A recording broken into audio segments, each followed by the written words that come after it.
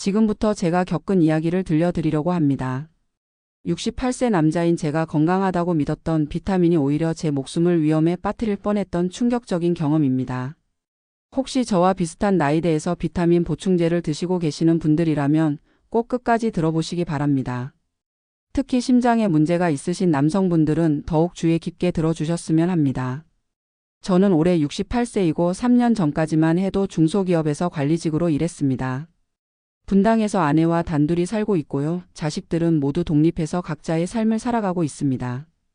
평소에 건강에 관심이 많은 편이었어요. 젊을 때부터 담배도 안 피우고 술도 거의 마시지 않았거든요. 퇴직 후에는 더욱 건강관리에 신경을 썼습니다. 그런데 2년 전 정기검진에서 심방세동이라는 진단을 받았습니다. 심장 박동이 불규칙하다는 거였어요. 의사 선생님께서는 그리 심각한 단계는 아니지만 꾸준히 관리해야 한다고 하시면서 혈액순환 개선제와 항응고제를 처방해 주셨습니다. 그때부터 제가 본격적으로 심장 건강에 대해 공부하기 시작했어요. 인터넷을 뒤져가며 심장에 좋다는 정보들을 찾아봤습니다. 서점에 가서 건강 관련 책들도 사서 읽었고요. 그러다가 항산화라는 개념을 알게 됐습니다. 활성산소가 혈관을 손상시키고 심장병을 유발할 수 있다는 내용이었어요. 그래서 항산화 성분이 들어간 음식을 먹어야 한다는 것도 알았고요. 그 중에서도 비타민 E가 항산화 비타민의 대표 주자라고 나와 있더라고요. 혈관 건강에 좋고 심장질환 예방에도 효과적이라는 내용들이 여기저기 나와 있었습니다. 특히 LDL 콜레스테롤의 산화를 막아서 동맥경화를 예방한다는 설명을 보고는 이거다 싶었어요. 마침 골프 모임에서 만나는 동년배 친구들도 비타민 E에 대한 이야기를 자주 했습니다. 한 친구는 비타민 E를 먹고 나서 혈관 나이가 10살 젊어졌다고 자랑했고요. 다른 친구는 심장 두근거림이 줄어들었다고 했습니다. 모두리 입을 모아 비타민 E가 심장에 좋다고 하더라고요. 그런 이야기들을 들으니 저도 당장 시작해야겠다는 생각이 들었습니다. 그래서 인터넷으로 고용량 비타민 E 보충제를 주문했어요. 의사 선생님과 상의는 따로 하지 않았습니다. 비타민이니까 자연 성분이고 몸에 해로울 리 없다고 생각했거든요. 오히려 의사에게 말하면 굳이 안 먹어도 된다고 하실 것 같아서 말씀드리지 않았어요. 처음에는 제품에 적힌 권장량대로 하루에 한 알씩 먹었습니다. 400IU였던 것 같아요. 먹고 나서 며칠 지나니까 뭔가 몸이 가벼워지는 것 같고 컨디션도 좋아지는 것 같았어요. 아마 플라시보 효과였겠지만 그때는 정말 효과가 있다고 믿었거든요. 그래서 더 빨리 좋아지고 싶은 마음에 하루에 2알씩 먹기 시작했습니다. 자연 성분이니까 많이 먹어도 부작용이 없을 것이라고 생각했어요. 오히려 더 많이 먹으면 더 빨리 건강해질 것 같았습니다. 한 달 정도 지나니까 아예 하루에 3알씩 먹게 됐어요. 권장량의 3배를 먹고 있었던 거죠. 그러던 중에 아내가 걱정을 하기 시작했습니다. 비타민이라고 해도 너무 많이 먹으면 안 좋을 수 있으니까 의사 선생님과 상의해 보라고 하더라고요. 아들도 전화해서 비슷한 이야기를 했고요. 하지만 저는 그런 걱정들을 대수롭지 않게 여겼어요. 제가 그동안 공부한 내용을 바탕으로 판단했을 때 비타민 E는 분명히 도움이 되는 성분이었거든요. 그런데 2달 정도 지나서부터 이상한 증상들이 나타나기 시작했습니다. 칫솔질할 때 잇몸에서 피가 자주 났어요. 전에는 그런 적이 거의 없었는데 말이죠. 또 작은 충격에도 쉽게 멍이 들었고요. 면도하다가 살짝 베인 상처도 평소보다 오래 아물지 않았습니다. 하지만 저는 이런 증상들도 나이가 들어서 생기는 자연스러운 현상이라고 생각했어요.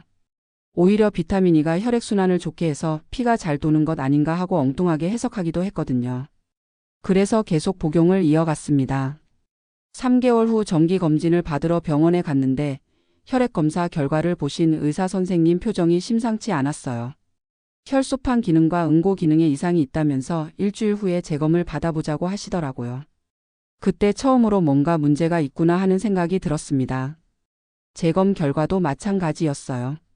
의사 선생님께서 혈액 응고 능력이 현저히 떨어져 있다면서 복용하고 있는 모든 약과 보충제 목록을 적어달라고 하셨습니다. 그때서야 비타민이 이야기를 했죠.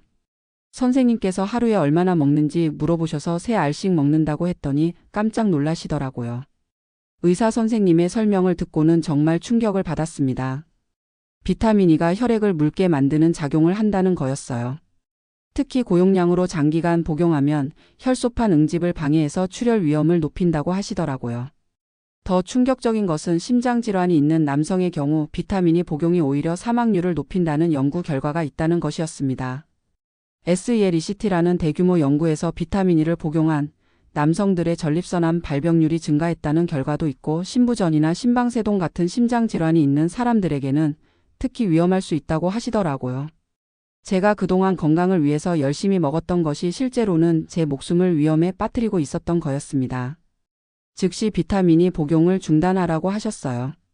그리고 혈액 응고 기능이 정상으로 돌아올 때까지 정기적으로 검사를 받아야 한다고 하시더라고요. 그 순간 정말 어지러웠습니다. 그동안 제가 얼마나 무지하고 자만했었는지 깨달았거든요. 집에 돌아와서 아내에게 사과했습니다. 그동안 걱정한다고 했을 때 제대로 들어주지 않아서 미안하다고요. 아내는 다행히 큰 문제 없이 발견해서 다행이라고 위로해줬지만 속으로는 얼마나 걱정했을지 모르겠더라고요.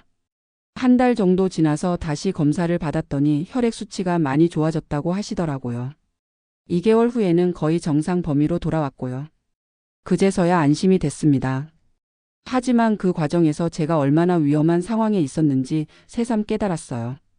이 일을 계기로 건강정보에 대한 제 접근법이 완전히 바뀌었습니다. 인터넷에 나오는 정보들이 모두 사실이 아닐 수 있다는 것을 알았고요. 특히 개인차나 기저질환을 고려하지 않은 일반론은 오히려 독이 될 수 있다는 것을 깨달았습니다. 골프 모임에서 만나는 친구들에게도 제 경험담을 이야기했어요. 처음에는 믿지 않는 친구들도 있었지만 의사 선생님께서 설명해 주신 연구 결과들을 보여주니까 모두들 놀라더라고요. 몇 명은 당장 병원에 가서 상의해 보겠다고 했고요. 지금은 건강 관련해서 어떤 결정을 내릴 때마다 반드시 의사 선생님과 상의합니다. 아무리 좋다고 소문난 것이라도 제 상황에는 어떨지 전문가의 조언을 구하죠. 그리고 검증되지 않은 정보는 아예 믿지 않으려고 노력합니다. 현재는 의사 선생님께서 처방해 주신 약만 정확하게 복용하고 있어요. 영양제는 따로 먹지 않고 대신 균형 잡힌 식단을 통해 필요한 영양소를 섭취하려고 합니다. 규칙적인 운동도 하고 있고 3개월마다 정기 검진을 받으면서 건강 상태를 점검하고 있어요. 이제는 건강 정보를 접할 때 항상 의심부터 합니다.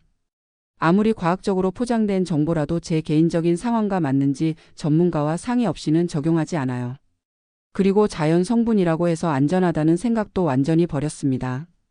68년을 살면서 이렇게 큰 깨달음을 얻은 적이 없었어요. 건강에 대한 겸손함, 전문가의 중요성, 그리고 무엇보다 과신이 얼마나 위험한지를 뼈저리게 느꼈습니다. 조금만 늦게 발견했다면 정말 돌이킬 수 없는 일이 벌어질 뻔했거든요. 마지막으로 저와 비슷한 연령대의 분들, 특히 심장질환이나 다른 만성질환을 앓고 계신 분들께 꼭 당부하고 싶은 말씀이 있습니다. 아무리 몸에 좋다고 알려진 건강보충제라도 반드시 의사 선생님과 상의한 후에 드세요. 특히 비타민 E처럼 혈액에 영향을 주는 성분들은 심장질환자에게는 독이 될 수 있습니다. 건강하게 오래 살고 싶은 마음은 누구나 같습니다. 하지만 그 마음이 조급해서 검증되지 않은 방법에 의존하다가는 오히려 건강을 해칠 수 있어요. 건강관리에도 왕도는 없습니다. 전문가의 조언을 구하고 검증된 방법을 꾸준히 실천하는 것이 가장 안전하고 확실한 길이라는 것을 꼭 기억해 주시기 바랍니다.